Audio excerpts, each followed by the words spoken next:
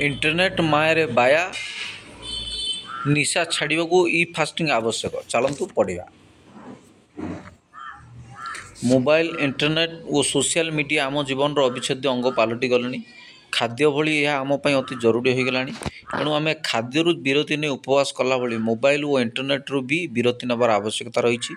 यह आधुनिक भाषा इ फास्टिंग बा इ उपवास बोली कहुच्छी। समाज में सबु वर्ग लोकों मध्य इंटरनेट प्रति आसक्ति बढ़ी चली। एभली आसक्ति स्वास्थ्य प्रति हानिकारक होता बेले मस्तिष्क उपर नकारात्मक प्रभाव पकाउथुवा विशेषज्ञ मान मत देले। यह इंग्राजी रे internet addiction disorder but IAD internet addiction disorder IAD बोली कहुच्छी। जहाकू ओडिया रे इंटरनेट जनित विकार बोली कहुच्छी। फल आबाल वृद्ध वनिता समस्त एवं मानसिक अवसाद निद्राहीनता विषन्नता एपरिक पानिक अटैक भली समस्या देखा जाउची। यह चिंताजनक स्थिति में पहुँची बेले यह सारा विश्व में सर्वेक्षण सचेतनता देखा मिलूँ। एसह नुआ एक शब्द व स्वास्थ्य सचेतनता भाव इ उपवास मुंड टेकी। 2022 मसीह मध्यप्रदेश रायसेन जिलार जैन संप्रदायर लोके इ उपवास रखी। से निज निजर स्मार्टफोन को 24 घंटा पर एक मंदिर जमा दूसरे। एवं धीरे धीरे लोके इंटरनेट आसक्तिर खराब दिग बाबद सचेतन होगा देखा। तेणु किसी लोक प्रतिदिन किसी समय इ उपवास करने को आग्रही है। 2019 अमेरिकार scroll free for a year नाम एक प्रतियोगिता आयोजित होता। एथिरे भाग नहीं जन प्रतियोगी एक वर्ष धरी इ उपवास कर विजयी होते। अर्थात इंटरनेट रु निजक दूरे रखा वैश्विक स्तर में सचेतनता आरंभ हो गला। तेबे दिल्ली मुंबई बेंगलुरु भली भुवनेश्वर मध्य यही समस्या बढ़ी बेले यही उपवास एवं अधिक प्रासंगिक होबार लगी। सोशल मीडिया अच्छा विश्वर 480 कोटी लोक। विश्व जनसंख्यार प्राय 93% लोक आजिका दिन में इंटरनेट सह संयुक्त। से प्राय 60% अर्थात 480 कोटी लोक सक्रिय सोशल मीडिया व्यवहारकारी अटंती।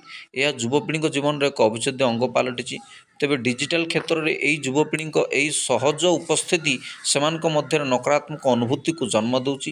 कारण एकाधिक अध्ययन जमापड़ी सामाजिक गणमाध्यम व्यापक व्यवहार अवसादर गुरुत्वपूर्ण कारण अटे। तथ्य अनुसार 9 ରୁ 17 वर्ष बयसर 10 जन युवकों मध्य 6 जन सोशल मीडिया किंबा गेमिंग प्लाटफर्म रे दैनिक 3 घंटा अधिक समय बिताउछंती। विशेषकर 9 ରୁ 18 वर्ष बयस किशोर और युवपीढ़ी गैजेट प्रति अत्यधिक आकर्षित होता गवेषणा जमापड़ी। कारण से अधिक समय इंटरनेट रे वीडियो देखा गेम खेलवा और कथबार्ता करने आदि बिताउछंती। फल से स्क्रीन टाइम बढ़ुची एवं यह शारीरिक और मानसिक समस्या सृष्टि करुच्ची। कौन बयस से मुंडबिंधा पिठी जंत्रणा चिंता आदि समस्या सृष्टि होची। जहाँकि भविष्य में आत्महत्या प्रवणता बढ़ाइबा सह अवसाद और एंजाइटी आदि बढ़ाऊँच। निशा मद हेउ बा मोबाइल रे यह सबुले खराब। यह शरीर में हानिकारक। एबर समय पाठपढ़ा ठार आरंभ कर ऑफिस काम शॉपिंग खाଇବା ऑर्डर सांग मानक सह कथबार्ता खेल सबू कथा एबे इंटरनेट रे होची।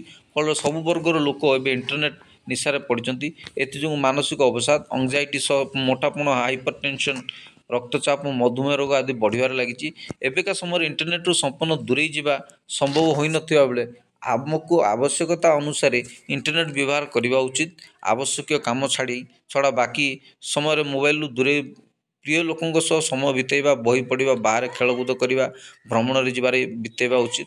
काम नथिले निज स्क्रीन टाइम को 1 ରୁ 2 घंटा मध्य रखा उचित।